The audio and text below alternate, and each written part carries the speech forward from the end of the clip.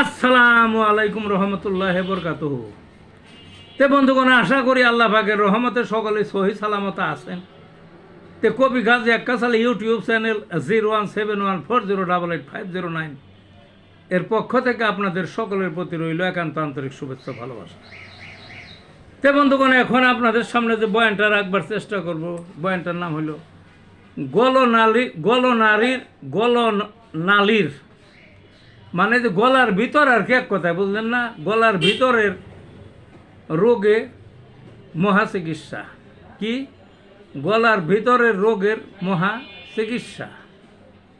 গলার ভিতরে সাধারণত কি কি অসুখ হয়? বিভিন্ন অসুখ হয়। একটা রোগী এক ধরনের রোগ হয়, দেখা যায় অনেকেরই, সেটা হলে মনে কোনো কারণ নেই, ধরনে মনে হবে গলার মধ্যে কি জানি বাইজা আছে, মনে হবে একটা টুপলা টাবলির মতো কিছু বাইজা আছে, বা কোনো ছোট্ট পাখির পালকের মাথা এইখানে বাইজা আছে, ইত্যাদি ইত্যাদি। গলার মধ্যে এই মানে ভিতরে ঘাও হয়, ব্যথা হয়, খাইতে সময় ঢুক গেলতে কষ্ট হয়। তারপরে টনসিল যে হয়, টনসিলও এটার মধ্যে পড়ে, বুঝলেন না? এই দুই ধারে যে দুইটা টনসিল আছে, এটা প্রদাহ হয়, এটা বড় হয়, ওটা এটার মধ্যে পড়ে। আরও বিভিন্ন রোগ এই গলনলীর মধ্যে।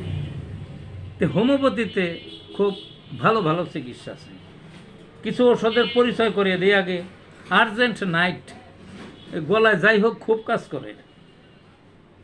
থুজা, কোষ্টি, এপিসমেল এগুলো খুব কাজ করে। Acid lactic, baryta mur, baryta carb, Phytolacca,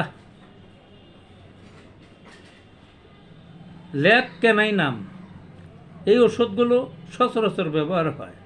এছাড়াও belladonna, baryta carb, merc sol, alumina এগুলোও ভালো কাজ করে, বুঝলেন না?